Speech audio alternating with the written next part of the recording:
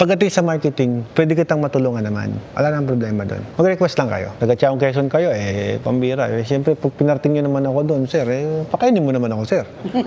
Adobong pato, paborito ko. Adobong itik, paborito ko yan. Tsaka kapag kumain ako, isang legs lang, okay na ako doon. Pwede naman po ang deal natin ganito. Kung naku-confuse kayo, you could buy the machine, tapos bilhin nyo yung tiny house, ikakabit kong materials doon. Siyempre, ibang computation yun. Baka mapamahal ka, sir. Sir, ganito, ano. Hindi ko naman kailangan ilagay yung machine na kung saan mo hilahin doon. Ang kailangan mo, mobile na trailer, pagka ganyan. Kung saan mo dalhin, pwede. Meron naman ako. Andyan, nasa 500K lang yan, kasama na lahat. Kung ang porte ng negosyo mo, gusto mong i-put up sa mga ganun, sir, I recommend, maglagay ka lang ng stall. Ngayon, i-refine mo sa bahay mo, sa shop mo. Kung nasa liblib kayong lugar, doon mo i-refill. Doon at least makakakilos ka ng maayos. Sarili mong lote yun, hindi ka pwedeng paalisin ng kusino yun. May occupancy permit ka doon, di ba? Property mo yun eh. Sino gagalaw sa'yo doon? Yung water source mo, stable. Yung kuryente mo, stable. Madali computed.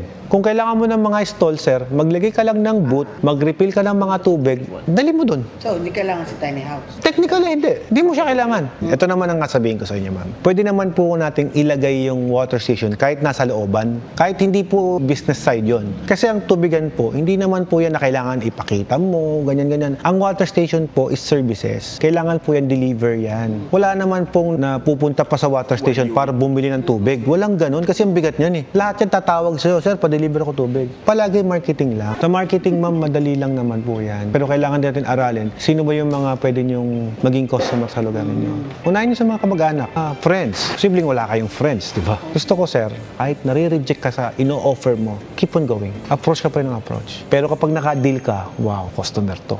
And it lasts. Ganun lang yun. Sa introducing, di ba, mamimigay ng flyers, hindi pwedeng, oy, meron kami water station. Actually, ma'am, di na uso flyers. Paano kami ma-introduce? Word of mouth lang po. Word of mouth lang. Bunga nga lang. Kaya mo kausapin yung tao. Okay na yun. Expenses lang yan. Bumili ka sa akin ng machine, pero hindi ka proud na yan yung machine mo. Tinatago mo na hindi yan Watermax, ganyan-ganyan, sariling marketing. Choice mo yan. But actually, sir, ito binigyan na kita ng advantage eh. Watermax, #1 leading brand na kumpanya pagdating sa water station. Leading company. Multi-awarded. Actually, yan, mga award natin yan ng kumpanya. Ngayon, nagagamit mo yan sa marketing. Hindi kita pinagbabayad ng royalty fee. Hindi kita pinagbabayad ng 5% because using our name. Disadvantage mo na yan, mahina ka na lang kapag hindi mo na-ialok yung tubig mo. Yung iba nga, kusang lupalop kinuha yung makina, kumikita, bumebenta. Hindi nga alam tawag sa makina. Ano ba tawag sa makina ko? Tayo, sir, lahat binigay ko sa'yo. Mahina ka pag di ka makabenta. Kumbaga, hindi sa akin ang problema sa'yo. Ngayon, nandito naman kami para tulungan ka. From the start hanggang matapos. Yun lang naman yun eh. Kagaya sabi nga nila, hindi pa tayo tapos. Hindi pa tapos. Hindi pa tapos. Isa pa lang tayo. Actually, hindi pa talaga tapos. Kasi kapag na-install namin yan, doon pa lang tayo mag-i-start.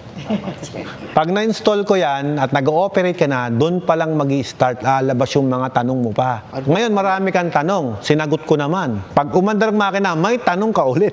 Kaya nga partnership eh. Ngayon, kung hindi ka believe sa produkto natin, hindi ka makakabenta kahit anong baliktad ang gawin mo dyan. Totoo yan, ma'am. Kasi ma'am, kahit man ako, alokan mo ako ng produkto mo. Hindi ka confident, tinanong kita, hindi ka nakasagot ng maayos sa akin. Hindi na ako bibili. Mawawala ng gana. Wala lang gana eh. Ma'am, ito, pag sinabing, pare, bilang mo ako ng tubig. Ano ba ang tubig mo? Watermax to. Okay na yan. Kilala. Kilala na eh. Kilalang brand. Leading brand eh. Design ni ganito yan. Marketing na yun. Ngayon, tanong yung pa sa akin, paano ako magmamarket? Sino ba installer mo? Sino ba yung nagkabit sa'yo ng machine? Sino na yun? Yung taga ano yun eh. Si Watermax yung nagkabit. Si Watermax. Patikim mo kung tubig mo. Pag natikman, masarap ang tubig. Okay, deal. Pinadali ko yung marketing mo na dapat supposed to be naniningil ako sa inyo ng royalty.